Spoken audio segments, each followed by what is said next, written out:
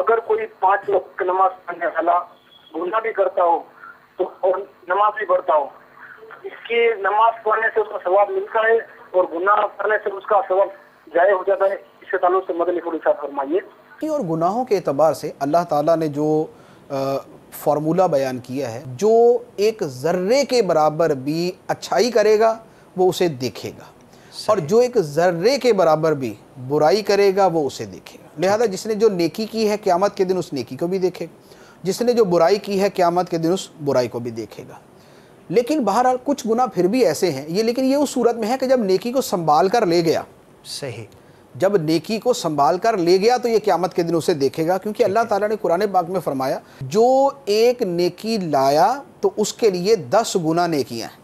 اب یہاں یہ نہیں فرمایا جس نے ایک نیکی کی اس کے لیے 10 نیکیاں، صحیح، فرمایا جو 10 نیکیاں لے کر آیا، یعنی لانے میں بھی کامیاب ہو گیا۔ ایک آدمی کو تنخواہ تو مل گئی ہے لیکن راستے میں ڈاکوؤں نے لوٹ لیا، صحیح، تو اس کی تنخواہ تو گئی۔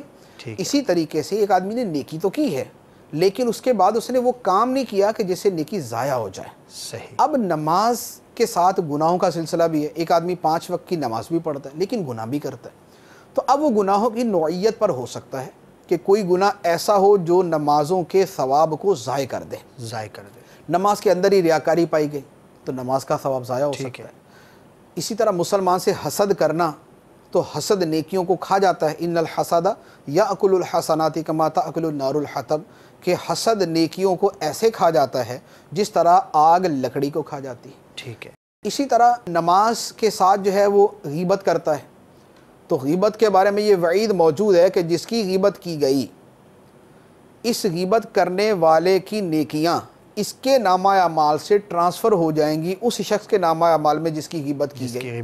تو یہ ہو سکتا ہے کہ ایک آدمی نماز پڑھتا ہے، نماز کے بعد غیبت کرتا ہے، اس کی نماز کا ثواب ادھر سے اٹھا اس کے نامہ اعمال میں چلا گیا، یہ نماز کے ثواب سے خالی ہو گیا۔ تو یوں جو ہے وہ صورتیں ہو سکتی ہیں کہ پرٹیکولر کچھ گناہ ایسے ہوں کہ جو نماز کے ثواب کو ختم کر دیں یا کم کر دیں۔